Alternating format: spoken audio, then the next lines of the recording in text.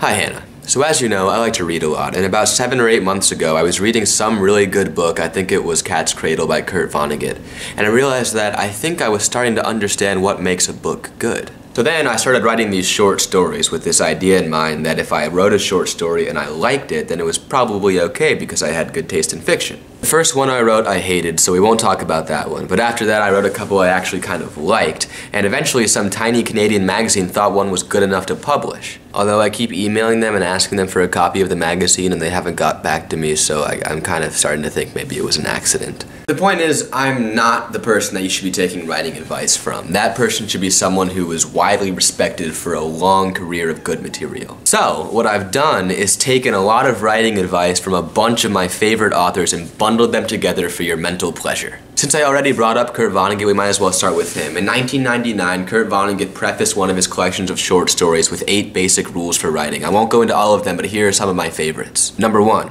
Use the time of a total stranger in a way that he or she will feel the time was not wasted. This may seem like a no-brainer, but it's a good lens to look through to keep your writing direct and to the point. Number 2, start as close to the end as possible.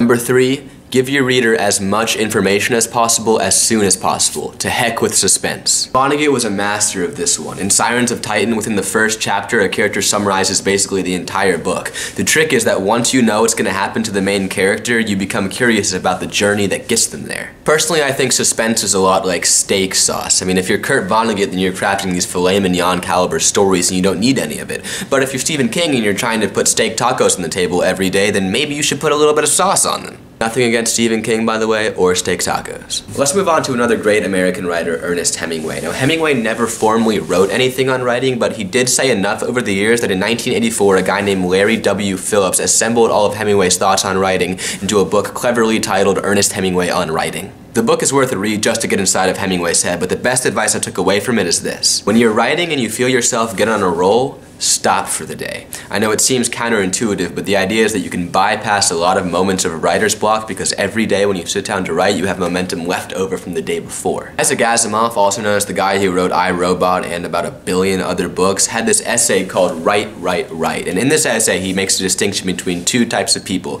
People who want to be writers and people who want to write. I think this is an idea that can be stretched over a variety of professions, especially those in the artistic field. There are a lot of people who see themselves enjoying the life of a writer but don't actually like to sit down and write. The advice that Asimov offers to such wannabe writers is simple. Just do something else. One contemporary writer that I like a lot and who was also a personal inspiration to me is John Green, whose 4th book, The Fault in Our Stars, is making people cry all over the place. Being a writer of young adult fiction, John Green is always asked what advice he has for young writers. And out of all of the authors who have something to say about writing, I think that John Green's advice is the most humble and sound. He simply says to read, that there is no better apprenticeship than learning directly from the minds of the people who inspire you. Anyway, Hannah, that's all that I got. I'm gonna go email those Canadians again so that I can start proving to people that somebody likes my writing. I'll see you later.